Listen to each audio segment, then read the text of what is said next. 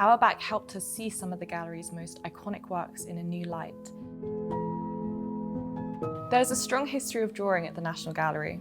One of the most iconic works in the collection isn't a painting at all, but actually a drawing made by Leonardo da Vinci, now known as the Burlington House cartoon. It's one of the largest intact drawings by Leonardo that still exists today. The drawing may have been made in preparation for a now lost painting, or it may have been an independent work designed to prove Leonardo's talents to potential patrons.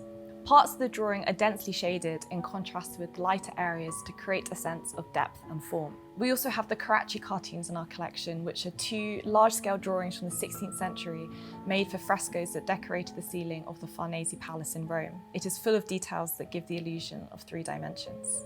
These works pose some interesting questions. To what extent are they preparatory or works of art in their own right? And how do we think about their relationship to painting? Frank Auerbach's drawings of paintings in the National Gallery may help us answer these questions. 141 of them are held in the gallery's contextual collection as a generous gift from James and Claire Kirkman in the year 2000. When he first enrolled in art school in 1948, Auerbach started drawing from paintings at the National Gallery. He had been born in 1931 in Berlin to Jewish parents who had sent him to the UK as a child to escape Nazi Germany. He would regularly come to the gallery to sketch from the paintings, a habit he maintained for over 50 years throughout his career. Auerbach was looking at our paintings in a specific, spontaneous way, not with the ambition of producing fully formed copies, but to look for threads of formal continuity across the works of the past, to uncover their fundamental structures as a way to inform his own painting practice. During the 1980s, when most of the sketches we have here were made, Auerbach was renowned as part of the so-called School of London, a loose group of London-based artists painting figuratively in the late 20th century. He was known for his dynamic, dense layering of paint to create highly charged figurative forms. His concern with the workings of composition led him to a method defined by erasures and restarts. He would scrape his paintings off the supports and begin them over again, embedding in his canvases sometimes months or even years' worth of archaeological-like traces, even if the final visible surface might have only been painted in a day. For Auerbach, drawing opened up the compositions of Western art history and allowed him to, in his own words, remind myself of what quality is and what's actually demanded of paintings. You actually were a friend of Frank Auerbach's. You're also a fellow artist who has worked with Frank Auerbach, and you're a curator who has curated exhibitions about Frank Auerbach. Can you maybe tell us a little bit how and when you met Frank for the first time? Well, yeah, when I was a student at the University of Manchester, reading the history of art, I wrote him a fan letter. Dear Mr. Auerbach, I am a great admirer, one of those kinds of letters. And I was looking for a subject to do my final year dissertation. And I said, I'd be very pleased if I could perhaps talk to you because I'd like to do my dissertation on you. Frank wrote back saying, Dear Mr. Wiggins, I never see students because they waste my time. I need all my conscious energy to get on with my work. Please do your thesis on somebody else. And I wasn't deterred because I really was a fan, a huge fan of him. This is the mid-1970s. So I wrote back and I said, I really am serious. And he again wrote back saying, well, okay, if you want to send me 2 or 3 questions, I'll see if I can answer them. So I did. And then got back like several A4 closely written sides of answers to the questions. One of which was interesting about what do you think has been the biggest influence on your work? And hey, guess what? The National Gallery. He described the National Gallery as his family. And I don't think he meant it as, oh, you can read into this, it's because I've lost my family that the National Gallery becomes my family. He didn't mean it like that, but you feel there is an element of that. He said, yeah, this, talking of artists, this is the family from which we spring. Auerbach would walk through our galleries, usually without a particular painting in mind, equipped with his pencils, felt tip pens and crayons, and start drawing. These were rapid sketches made very much on the spot. We can see their brisk and scrappy mark making, their informal mix of media, and even pinholes at the top of some of the sheets from where he later pinned them to his studio wall. Content was of less interest to him than form in these instances. He looked for pictures that could help him resolve the compositional hurdles he was facing in his own work, and then concentrated these pictures down to their essential shapes. For instance, he simplifies Paolo Veronese's elaborate adoration of the kings into a loose arrangement of spindly dashes, the painting's stark shaft of light reproduced as a diagonal bar of white correction fluid. He turns the shadowy depths of Caravaggio's Supper at Emmaus into flurrying spirals of black ink and purple highlights, where the figures of Christ and his disciples are designated through negative space. And he reduces Frans Hals' full and sprightly young man holding a skull to a dramatically disconnected outline of short, blunt marks. In this layering of pencil, ink and correction fluid, it's as if we can see Auerbach's thought process in action, his swift formal calculations and his unrehearsed way of working things out on the paper. He would then take these sketches back to his studio in North London, where they would serve as a set of visual notes for his own search for compositional unity in his paintings. Drawing from National Gallery works was for Auerbach a kind of problem-solving exercise, our collection a stimulus towards resolutions. As he said in 1978, "My most complimentary and my most typical reaction to good painting is to want to rush home and do some more work." How do you feel Frank looked at the paintings in the gallery, and how did he encounter them? Frank would get here at 10 o'clock opening time, or just before, so he could be first in.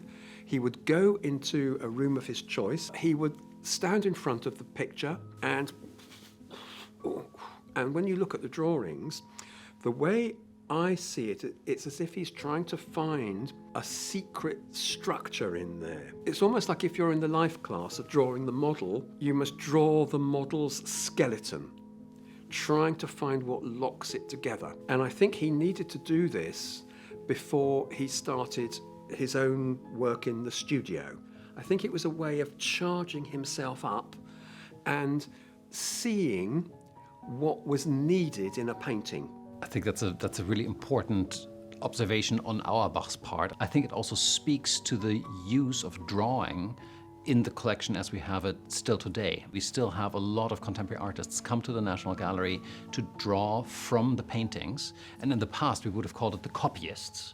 And copyists implies that there is a secondary quality to it because it's about imitating things. But I think what Auerbach does and what artists in the gallery still do today is actually far more about observing. It's about analyzing the paintings. It's about understanding how they operate and then translating that into their own practice. Auerbach didn't copy as such, but he laid bare the underlying structure of the painting to make them then available to himself as a toolkit for his own work. He did lots of drawings of Constable's cornfield, and they're all this kind of mad flurry of marks. But when you look carefully at them, you can see, hey, look, there's the dog. There's the sheep. They're all in there. He's not just doing this, and it's not just a spontaneous, instinctive response. He's looking. And it's just amazing to me how an artist can be really as careful in his observation and yet as spirited in his translation onto paper. Much as he repeatedly painted portraits of the same small circle of sitters, there was a group of artists he frequently returned to in his sketches, among them Rembrandt, Thomas Gainsborough, Joseph Mallard William Turner, and Peter Paul Rubens. Take, for example, Portrait of Margaretha de Geer, probably by Rembrandt, which Auerbach sketched at least 4 times in 1981 and on at least one further occasion in 1986. In one of the earlier drawings, Auerbach exaggerates how angular Margaretha's face is, lengthening her chin and pursed lips as if we were looking at a skull atop a swooping ruff. In another version, Margaretha's face is obscured in crisscrossing lines of black and red ink and muddied correction fluid, creating a palimpsest, mark-making that builds on previous work, from which a frantic and severe portrait of Rembrandt's elderly sitter emerges. Then, by 1986, Auerbach's mark-making has become more austere again, as Margaretha's face becomes disjointed and anonymized through quick, broken lines. As Auerbach returned to the picture, he revealed the subtly different interpretations a single painting gives rise to, even as he renders again and again the tubular band of her ruff, or the rectangular patch of faintly illuminated wall in the background. He recalibrates the formal emphasis of the work each time. As a set, these sketches are about what it means to return to paintings and find something new in them each time, to look and to look again. In 1995, the gallery held an exhibition marking Auerbach's relationship to the artists that had so inspired him. It featured full-scale paintings Auerbach made of National Gallery works, which treat the paintings as his sitters, both in terms of the sustained relationship he developed with them and the emergent vitality he sought to bring out of them. Auerbach helped us see some of the gallery's most iconic works in a new light. For us at the National Gallery, we are of course very lucky because the drawings that we talk about are all part of a very generous gift that was given to us by Claire and James Kirkman, London collectors, art dealers and patrons of the arts who were great friends of Auerbach and great friends of the National Gallery. And I wonder if he can tell us a little bit about that donation, about how that gift was really received and how it came about. James and Claire are both delightful people, and in fact, James was one of the people I wrote to when I was a student, saying I'm very interested in Frank Auerbach because I knew he had a lot of Frank's work, and he invited me round to his house, and I spent a very memorable afternoon looking at these amazing things.